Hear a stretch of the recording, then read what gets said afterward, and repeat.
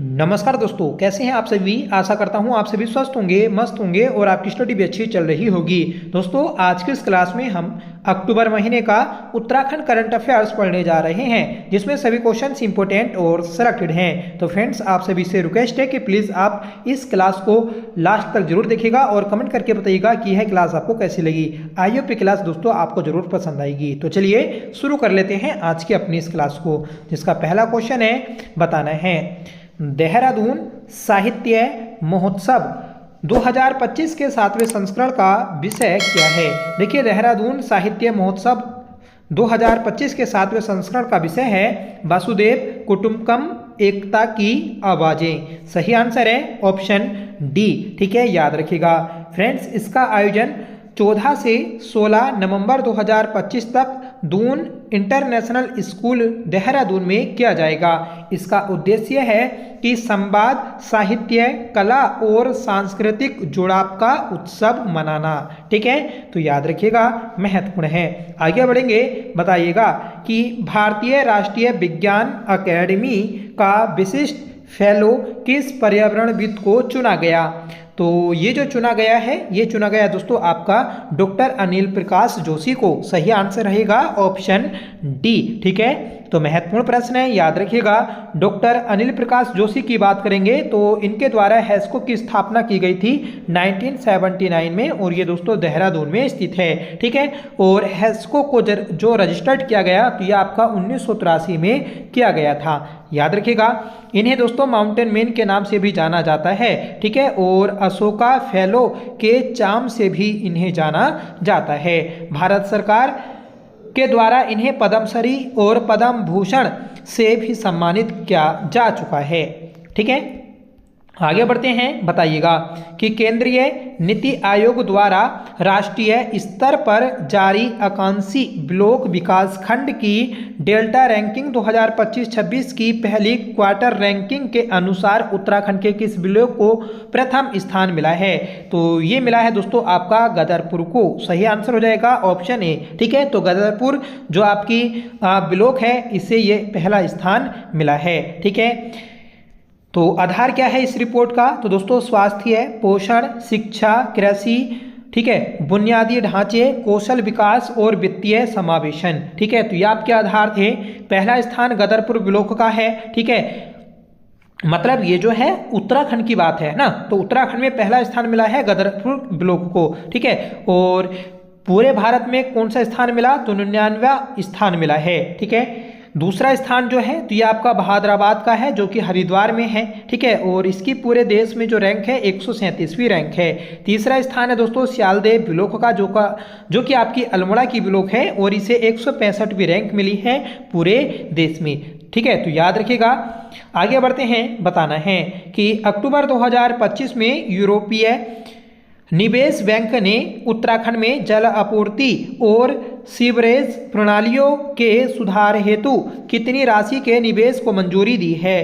तो ये दी है दोस्तों $191 मिलियन की। सही आंसर हो जाएगा ऑप्शन सी। ठीक है, तो अक्टूबर 2025 में यूरोपीय निवेश बैंक के द्वारा उत्तराखंड में जलापूर्ति और सीवरेज प्रणालियों को सुधारने के लिए ये राशि मंजूर की गई है। ठीक है फ्रेंड्स, इस परियोजना का उद्देश्य उत्तराखंड के पिथौरागढ़, सितारगंज, रुद्रपुर और काशीपुर में जलापूर्ति और सीवरेज नेटवर्क को सुदृढ़ करना है। ठीक है, परियोजना से लगभग 9 लाख नागरिकों, विशेषकर वंचित समुदायों को स्वच्छ जल और स्वच्छता और विश्वसनीय जल आपूर्ति का लाभ मिलेगा। ठीक है, तो महत्वपूर्ण प्रश्न है। आगे बढ़ते हैं, बताना है कि हाल ही में Himalaya education research and development society हर्ट्स द्वारा शिक्षक दिवस के अवसर पर 5 अक्टूबर 2025 को स्पर्श गंगा शिक्षा श्री सम्मान से उत्तराखंड के कितने शिक्षकों को सम्मानित किया गया है। ठीक है, तो दोस्तों 5 अक्टूबर को आपका इंटरनेशनल टीचर डे होता है, याद रखना है। ठीक है, और हमारे भारत का जो होता है 5 सितंबर को होता है। तो इसमें जो सम्मानित किया गया है तो ये आपका 5 शिक्षकों को सम्मानित किया गया। सही आंसर हो जाएगा ऑप्शन बी। ठीक है, देखिए इसका जो उद्देश्य है सम्मानित करने का, तो शिक्षा, स्वच्छता और पर्यावरण को समाज सेवा के प्रति जागरूकता बढ़ाना है। ठीक है फ्रेंड्स, ये पुरस्कार जो विजेता हैं तो डॉक्टर संतोष मिश्रा हैं, सत्येंद्र सिंह भंडारी, पुष्कर सिंह नेगी और दोस्तों मोहन चंद्र जोशी। ठीक है, तो ये आपके विजेता हैं। आगे बढ़ेंगे कि अक्टूबर 2025 में मुख्यमंत्री पुष्कर सिंह धामी द्वारा जीबी पंत कृषि एवं प्रौद्योगिकी विश्वविद्यालय पंतनगर में जिन फसल किस्मों का शुभारंभ किया गया उनमें से कौन सी एक किस्म नहीं है? तो ये दोस्तों आपकी नहीं है, पंत धान 10-23। ठीक है, तो ये नहीं है। पंत उड़द 13, पंत उड़द 14 और पंत मटर 554। तो ये दोस्तों नई किस्म है। ठीक है, याद रखिएगा, जो कि आपकी पंतनगर कृषि विश्वविद्यालय के द्वारा बनाई गई है। फ्रेंड्स, 12 अक्टूबर 2025 को मुख्यमंत्री पुष्कर सिंह धामी ने जीबी पंत कृषि एवं प्रौद्योगिकी विश्वविद्यालय पंतनगर में नई फसल किस्मों का शुभारंभ किया है। शुभारंभ की गई नई किस्में जो हैं तो पंत उड़द 13, पंत उड़द 14, ठीक है, पंत मटर 554 और पंत जौ 1106। ठीक है, तो ये 4 आपकी नई किस्में हैं जो अभी आपकी विकसित की गई हैं। यह अवसर 118वां अखिल भारतीय किसान मेला और कृषि उद्योग प्रदर्शनी का था, जिसमें 400 से अधिक स्टॉल लगाए गए। मुख्यमंत्री ने इस अवसर पर विश्वविद्यालय द्वारा प्रकाशित पुस्तक पंतनगर प्रभा का विमोचन भी किया है। ठीक है, तो पंतनगर प्रभा ये कहाँ से विमोचित की गई? तो ये आपकी कृषि विश्वविद्यालय से विमोचित की गई है, जो कि कृषि पर आधारित पुस्तक है। आगे बढ़ेंगे कि हाल ही में पिथौरागढ़ में लंदन फोर्ट का नाम बदलकर क्या रखा गया है? देखिए, पिथौरागढ़ में स्थित है लंदन फोर्ट, तो इसका नाम बदलकर रखने की जो बात की गई तो ये की गई है दोस्तों सोरगढ़ किला। सही आंसर हो जाएगा ऑप्शन सी। ठीक है, पिथौरागढ़ ये आपका सोर घाटी में ही बसा है और यहाँ पर ही दोस्तों ये आपका किला भी बनाया गया था अंग्रेजों के द्वारा। अगला प्रश्न है कि हाल ही में चौपखिया मेले का शुभारंभ कहाँ किया गया? देखिए, चौपखिया जो मेला है तो ये आपका मूनाकोट में आयोजित हुआ। सही आंसर रहेगा ऑप्शन बी। ठीक है, तो पिथौरागढ़ के बड्डा घाटी मूनाकोट ब्लॉक में चौपखिया मेले का शुभारंभ किया गया, जहां स्थानीय आराध्य चोमू बाबा देवता की पूजा अर्चना की जाती है। आगे बढ़ेंगे दोस्तों कि राष्ट्रीय अपराध रिकॉर्ड ब्यूरो NCRB की रिपोर्ट 2023 में हिमालयी राज्यों में उत्तराखंड अपराध के मामले में कौन से स्थान पर है? देखिए, उत्तराखंड जो है अपराध के मामले में ये दूसरे स्थान पर है। देखिए कितनी बुरी बात है कि हिमालयी राज्यों में उत्तराखंड जो है अपराध के मामले में दूसरे स्थान पर है। ठीक है, जबकि छोटा सा राज्य है। आगे बढ़ेंगे कि हाल ही में मुख्यमंत्री पुष्कर सिंह धामी जी ने 50वीं सब जूनियर राष्ट्रीय बास्केटबॉल चैंपियनशिप का शुभारंभ कहाँ किया? तो ये किया है दोस्तों आपका देहरादून में। सही आंसर है ऑप्शन बी। ठीक है फ्रेंड्स, शुभारंभ ये बहुउद्देशीय भवन परेड ग्राउंड देहरादून में किया गया। आगे बढ़ेंगे कि हाल ही में चतुर्थ सीमांत पर्वतीय जनपद बाल विज्ञान महोत्सव का शुभारंभ कहाँ किया गया है? तो ये किया गया है दोस्तों आपका गुप्तकाशी में। सही आंसर है ऑप्शन सी। ठीक है, तो गुप्तकाशी में चतुर्थ सीमांत पर्वतीय जनपद बाल विज्ञान महोत्सव का शुभारंभ किया गया। फ्रेंड्स, इसका आयोजन गुप्तकाशी के जवाहर नवोदय विद्यालय वारसू जाखधार में हुआ है। आगे बढ़ेंगे कि उत्तराखंड का पहला NBIDIA संचालित कृत्रिम बुद्धिमत्ता और उच्च प्रदर्शन संगणना केंद्र किस विश्वविद्यालय में स्थापित किया गया है? तो ये किया गया है दोस्तों आपका ग्राफिक एरा विश्वविद्यालय देहरादून में। सही आंसर हो जाएगा ऑप्शन बी। ठीक है,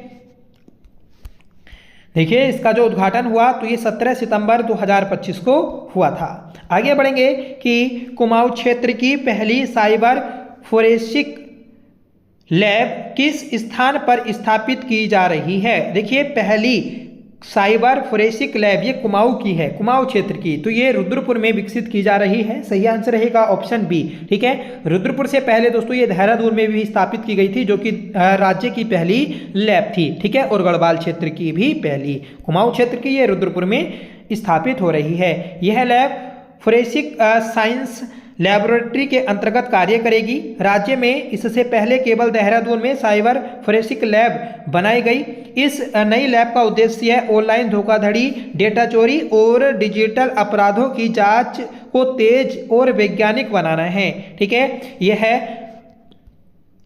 यह डिलीट किए गए डेटा की रिकवरी, इलेक्ट्रॉनिक उपकरणों से साक्ष्य प्राप्ति और डिजिटल ट्रेसिंग जैसी तकनीकी की जांच की जाएगी। ठीक है, नेशनल क्राइम रिकॉर्ड्स ब्यूरो के अनुसार उत्तराखंड में प्रतिदिन औसतन 5 से 7 साइबर धोखाधड़ी के मामले दर्ज होते हैं। आगे बढ़ेंगे, बताइएगा कि प्रधानमंत्री धन धान्य कृषि योजना के तहत उत्तराखंड के किन 2 जिलों को आकांक्षी कृषि जिले के रूप में चुना गया है? तो ये चुना गया है दोस्तों आपका चमोली और अल्मोड़ा को। सही आंसर हो जाएगा ऑप्शन सी। ठीक है, तो चमोली और अल्मोड़ा को आकांक्षी कृषि जिले के रूप में चुना गया। ठीक है, किस योजना के तहत? तो प्रधानमंत्री धन धान्य कृषि योजना के तहत। ठीक है, इस योजना का उद्देश्य कम कृषि उत्पादकता, सिंचाई सुविधाओं की कमी, कम क्रय शक्ति और पलायन जैसी चुनौतियों का सामना कर रहे जिलों में कृषि विकास को गति देना है। इन जिलों में कृषि एवं किसान कल्याण सहित 11 विभागों की योजनाओं का सघनता से संचालन किया जाएगा। ठीक है, और योजना की निगरानी नीति आयोग द्वारा की जाएगी। ठीक है, इसके लिए केंद्र सरकार ने नोडल अधिकारी की भी नियुक्ति की है। आगे बढ़ेंगे कि हाल ही में उत्तराखंड में चमोली जिले के निवासी प्रतिका रवाने को राष्ट्रपति द्रौपदी मुर्मू द्वारा मेरा भारत राष्ट्रीय सेवा योजना पुरस्कार से सम्मानित किया गया। वह किस विश्वविद्यालय की NSS इकाई से जुड़ी हैं? तो ये जुड़ी है दोस्तों नेताजी सुभाष चंद्र बोस प्रौद्योगिकी विश्वविद्यालय से। सही आंसर है ऑप्शन सी।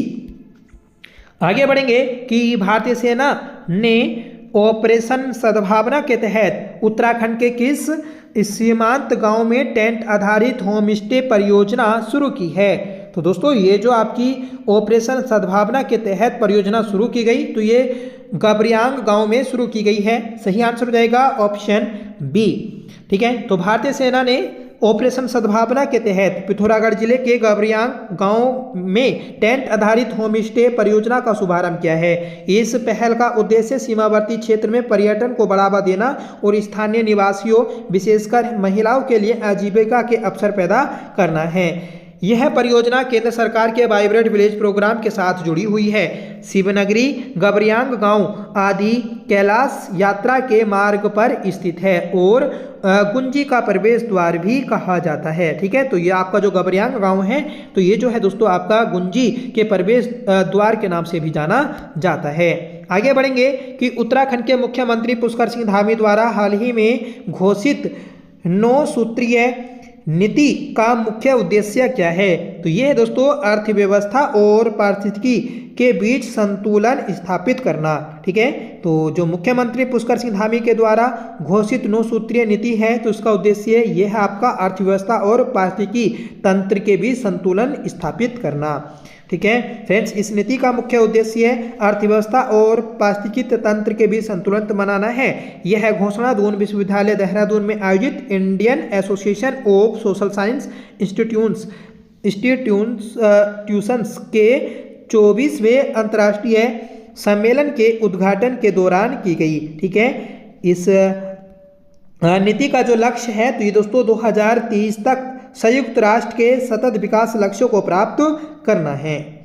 आगे बढ़ेंगे, बताना है कि उत्तराखंड AI इम्पैक्ट समिट 2025 किस आगामी प्रमुख शिखर सम्मेलन के लिए एक आधिकारिक प्री समिट कार्यक्रम के रूप में आयोजित किया गया था? तो ये किया गया था दोस्तों इंडिया AI इम्पैक्ट समिट के लिए। ठीक है, तो ऑप्शन ये आपका करेक्ट हो जाएगा। इसका आयोजन 17 अक्टूबर 2025 देहरादून को हुआ था। ठीक है, इसकी थीम आती है हिल्स टू हाईटेक। ठीक है, संस्था है दोस्तों उत्तराखंड सरकार के IT विभाग और भारत पर्यायी मिशन द्वारा संयुक्त रूप से। ठीक है, तो इनके द्वारा ये आपका आयोजित किया गया था। आगे बढ़ेंगे कि उत्तराखंड का पहला आधुनिक बहुउद्देशीय जिला दिव्यांगता पुनर्वास केंद्र किस स्थान पर शुरू किया गया है? तो ये क्या गया है दोस्तों आपका देहरादून में। तो याद रखना है कि उत्तराखंड का पहला आधुनिक बहुउद्देशीय जिला दिव्यांगता पुनर्वास केंद्र विकसित किया गया है।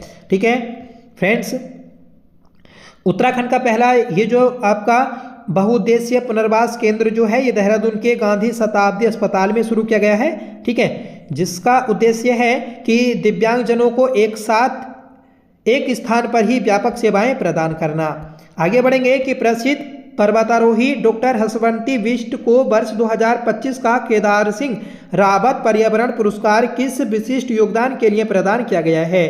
तो ये प्रदान किया गया है दोस्तों आपका गंगोत्री और गौमुख क्षेत्र में भोज वनों के संरक्षण में उनकी भूमिका के लिए। ठीक है, तो ऑप्शन भी आपका करेक्ट हो जाएगा। ठीक है, ये क्वेश्चन बनता भी है कि हर्षवंती बिष्ट के द्वारा दोस्तों ये भोजपत्रों का जो वृक्ष होते हैं उनके संरक्षण के लिए कार्य किया जा रहा है। ठीक है फ्रेंड्स, हर्षवंती बिष्ट जो है तो ये पर्वतारोही हैं, इन्हें अर्जुन पुरस्कार से भी सम्मानित किया जा चुका है और वर्ष 2025 में इन्हें केदार सिंह रावत पर्यावरण पुरस्कार प्रदान किया गया। ठीक है, उन्हें यह सम्मान गंगोत्री और गौमुख क्षेत्र में भोज वनों को बचाने में उनकी अभूतपूर्व भूमिका के लिए दिया गया। ठीक है, यह पुरस्कार चंडी प्रसाद पर्यावरण एवं विकास केंद्र द्वारा प्रति वर्ष चिपको आंदोलन के नायक रहे स्वर्गीय केदार सिंह रावत की स्मृति में प्रदान किया जाता है। आगे बढ़ेंगे, बताइएगा कि कुमाऊं विश्वविद्यालय के कुलपति प्रोफेसर दीवान सिंह रावत को हाल ही में किस क्षेत्र में उत्कृष्ट शोध कार्यों के लिए फेलो ऑफ नेशनल एकेडमी सम्मान से सम्मानित किया गया? तो ये सम्मानित किया गया है दोस्तों आपका औषधीय रसायन विज्ञान के लिए। सही आंसर हो जाएगा ऑप्शन सी। ठीक है, तो फ्रेंड्स इसे जो सम्मानित करने वाली संस्था है तो वह भारतीय राष्ट्रीय विज्ञान अकेडमी है। ठीक है, उन्हें यह सम्मान औषधीय रसायन विज्ञान और पार्किंसन रोग पर उनके शोध कार्य के लिए दिया गया। ठीक है, यह उपलब्धि उत्तराखंड को 46 वर्षों बाद रसायन विज्ञान के क्षेत्र में मिली है। ठीक है, 1979 में ठीक है प्रोफेसर DS भाकुनी को यह सम्मान मिला था। ठीक है, और फ्रेंड्स वे प्रोफेसर दीवान सिंह रावत के शोध निर्देशक भी थे। आगे बढ़ेंगे कि उत्तराखंड सरकार द्वारा आयोजित स्वास्थ्य महाकुंभ 2025 का आयोजन किस अवधि में किया जाना प्रस्तावित है? तो दोस्तों ये जो होगा यह आपका 17 सितंबर से 2 अक्टूबर के मध्य होगा। सही आंसर होगा आपका ऑप्शन सी। ठीक है, हाल ही में उत्तराखंड ने जीबी पंत कृषि विश्वविद्यालय पंतनगर के बाद प्रदेश का दूसरा कृषि विश्वविद्यालय के जिले में बनाए जाने की घोषणा की गई। देखिए हमारे पूरे राज्य का पहला जो कृषि विश्वविद्यालय है तो यह आपका पंतनगर कृषि विश्वविद्यालय है। इसके बाद दोस्तों हमारे उत्तराखंड में चंपावत में भी एक कृषि विश्वविद्यालय बनना है। सही आंसर हो जाएगा ऑप्शन बी। नेक्स्ट क्वेश्चन है कि भारत की पहली राष्ट्रीय स्तर की DNA आधारित हाथी गणना 2021 से 25 के अनुसार उत्तराखंड में हाथियों की कुल संख्या कितनी दर्ज की गई? तो ये की गई है दोस्तों 1792। सही आंसर हो जाएगा ऑप्शन बी। ठीक है, तो उत्तराखंड में हाथी कितने हैं? 1792। और दोस्तों एक रिपोर्ट आई थी उसमें ये भी बताया गया था कि जो आपके हाथी हैं तो हाथियों को उत्तराखंड के जंगल जो हैं अधिक पसंद हैं। ठीक है, उत्तराखंड के जंगलों में यह रहना ज़्यादा पसंद कर रहे हैं। उत्तराखंड में 1792 हाथी दर्ज किए गए जो उत्तर भारत में सर्वाधिक, और हालांकि 2017 से 2020 की जनगणना 2026 की तुलना में यह संख्या कम है। ठीक है, उत्तराखंड में हाथियों के बच्चों की संख्या में वृद्धि दर्ज की गई है जो स्वस्थ पारिस्थितिकी तंत्र का संकेत है। यह भारत की पहली राष्ट्रीय स्तर के DNA आधारित हाथी गणना है जिसका शीर्षक है states of elephants in India DNA best. ठीक है, तो याद रखिएगा मोस्ट इंपोर्टेंट ये आपका शीर्षक हो जाएगा। रिपोर्ट के अनुसार भारत में हाथियों की कुल संख्या जो है तो वह 22,446 है। ठीक है, अब अगर आपसे पूछ लिया जाए कि सर्वाधिक हाथियों की संख्या कहां पर है तो कर्नाटक में है। ठीक है, दूसरे स्थान पर जो है असम है और तीसरे स्थान पर दोस्तों तमिलनाडु है। आगे बढ़ेंगे कि उत्तराखंड प्रीमियर लीग UPL 2025 में किस टीम ने खिताब अपने नाम किया? देखिए IPL की तर्ज पर ये जो आपका उत्तराखंड प्रीमियर लीग होता है तो 2025 में इसका दूसरा संस्करण खेला गया और इस संस्करण को हरिद्वार स्प्रिंग एल्मास ने जीता है। सही आंसर हो जाएगा ऑप्शन बी। ठीक है फ्रेंड्स, ये सीजन 2 था और इसका आयोजन राजीव गांधी अंतर्राष्ट्रीय क्रिकेट स्टेडियम देहरादून में किया गया। ठीक है, विजेता टीम हरिद्वार स्प्रिंग एल्मास थी। ठीक है, उपविजेता टीम नैनीताल टाइगर्स थी और प्लेयर ऑफ द मैच ये दोस्तों कुणाल चंदोला रहे। सीजन 1 की विजेता टीम जो थी उधम सिंह नगर थी। ठीक है, याद रखिएगा। अगर आपसे पूछा जाए कि राजीव गांधी अंतर्राष्ट्रीय क्रिकेट स्टेडियम तो ये कब बना, तो प्लीज आप कमेंट करके बताइएगा। ठीक है, और दूसरा और आता है दोस्तों आपका इंदिरा गांधी अंतर्राष्ट्रीय क्रिकेट स्टेडियम जो कि हल्द्वानी में है, तो आप उसकी भी डेट जरूर बताइएगा। तो ये थे दोस्तों आज की हमारी क्लास। ठीक है, जिसमें हमने अपने ये महत्वपूर्ण प्रश्न देखे। एक प्रश्न और है आपका कि मदरसा बोर्ड को समाप्त करने वाला अल्पसंख्यक शिक्षा को मुख्य धारा से जोड़ने वाला उत्तराखंड कौन सा राज्य बना है। तो फ्रेंड्स, उत्तराखंड कौन सा राज्य बना है, आप कमेंट करके बताइएगा कि मदरसा बोर्ड को समाप्त करने वाला उत्तराखंड कौन सा राज्य बना। तो ये 2 क्वेश्चन आपके हो गए। एक तो आपका राजीव गांधी अंतर्राष्ट्रीय क्रिकेट स्टेडियम उसकी स्थापना कब हुई, और मदरसा बोर्ड को समाप्त करने वाला उत्तराखंड जो है तो वह कौन सा राज्य है। ठीक है, तो प्लीज कमेंट करके आप जरूर आंसर बताइएगा। तो आज की ये क्लास थी जिसमें हमने दोस्तों अक्टूबर महीने के अपने इंपोर्टेंट क्वेश्चंस देखे। ये सभी क्वेश्चंस दोस्तों आपके आने वाली परीक्षाओं के लिए इंपोर्टेंट हैं। ठीक है, जो आपके अगले साल परीक्षाएं होंगी या फिर जो आपका री एग्जाम होगा उसमें भी यहाँ से प्रश्न बन सकते हैं, क्योंकि दोस्तों इतनी जल्दी पेपर नहीं बनेगा। पेपर जो है अब दोस्तों बिल्कुल एग्जाम के टाइम पर ही बनाया जाएगा, जिससे दोस्तों लीक वगैरह होने की जो संभावना है तो वह कम हो सके। ठीक है, तो फ्रेंड्स हम अपना 2025 का करंट अफेयर्स भी कर रहे हैं। उसके हमने 6 क्लासेस कर ली हैं। अगर आपने वह सभी क्लासेस नहीं देखी तो आप उन्हें जरूर देख लीजिएगा। वह सभी आपके एग्जाम के लिए मोस्ट इंपॉर्टेंट है। ठीक है, और हम दोस्तों अपनी BSc नेगी को भी कर रहे हैं और हम उत्तराखंड लोक संस्कृति के अंतर्गत कुमाऊनी गढ़वाली शब्दावली को भी कर रहे हैं। तो प्लीज़ आप चैनल से जुड़िएगा। आप एक दिन में 1 घंटा का टाइम चैनल को दीजिएगा, आपको दोस्तों बहुत कुछ सीखने को मिलेगा और दोस्तों एग्जाम में भी आपको काफ़ी हेल्प मिलेगी। ठीक है, तो फ्रेंड्स चलिए मिलते हैं नेक्स्ट वीडियो के साथ। तब तक के लिए bye. Thank you so much for watching. जय हिंद।